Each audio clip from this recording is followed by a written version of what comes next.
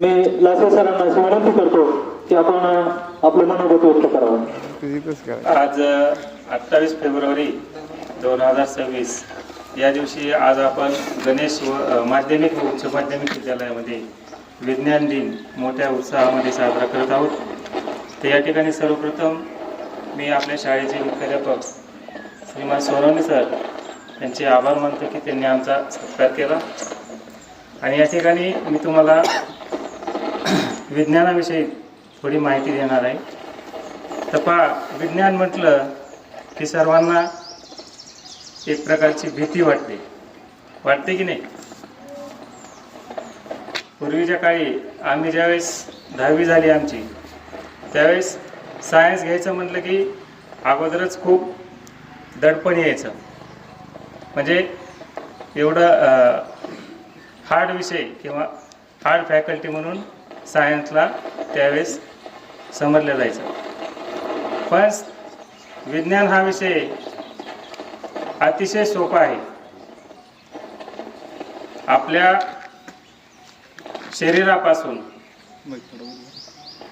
शरीरापासून ते विश्वातल्या शेवटच्या टोकापर्यंत ज्या सगळ्या नैसर्गिक गोष्टींची माहिती ज्या विषयामध्ये आपल्याला मिळते त्याला आपण विज्ञान असं म्हणतो. त्याला त्याची जर व्याख्या करायची म्हटलं तर science is a systematic study based on observation and experiment. तर या निसर्गामधील प्रत्येक गोष्टीची पद्धतशीर अभ्यास तोही ऑब्झर्वेशन म्हणजे निरीक्षणाने आणि प्रयोगाने आपण ज्यामध्ये करतो त्या विषयाला आपण सायन्स असं म्हणतो. तर अशा प्रकारे हा विज्ञान हा विषय आहे. आणि आज आपण 28 फेब्रुवारी दिवशी विज्ञान दिन साजरा करतो. त्याचं कारण आपले जे भारतीय वैज्ञानिक होऊन गेले चंद्रशेखर व्यंकटरमण यांनी जे संशोधन केलं होतं त्याला रमन इफेक्ट नाव आहे. ते संशोधन त्यांनी 28 फेब्रुवारी 1928ला केलं. त्यानिमित्त आपण हा विज्ञान दिन साजरा करत आहोत. तर त्यामध्ये त्यांनी असं सांगितलं की जे प्रकाश किरणे असतात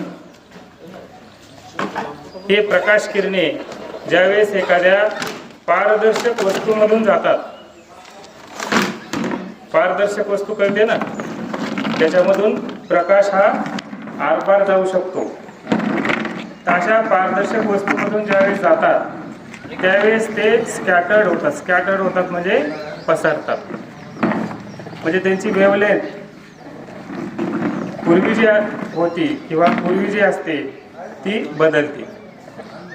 तर हे संशोधन त्यांनी कधी केलं तर ज्यावेळेस ते लंडनहून भारतात येत होते एका जहाजामध्ये, त्यावेळेस त्यांच्या मनामध्ये असा प्रश्न निर्माण झाला की हे समुद्राचं पाणी निळच का आहे.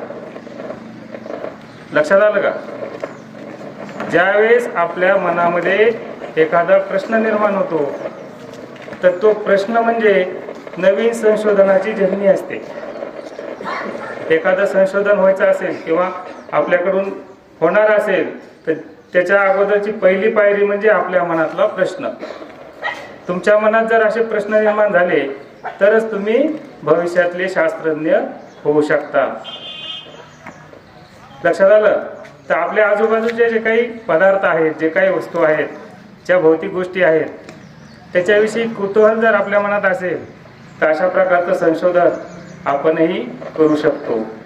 आणि त्यामुळे त्यांना हे संशोधन केल्यामुळे त्यांना 1930ला नोबेल पारितोषिक मिळालं.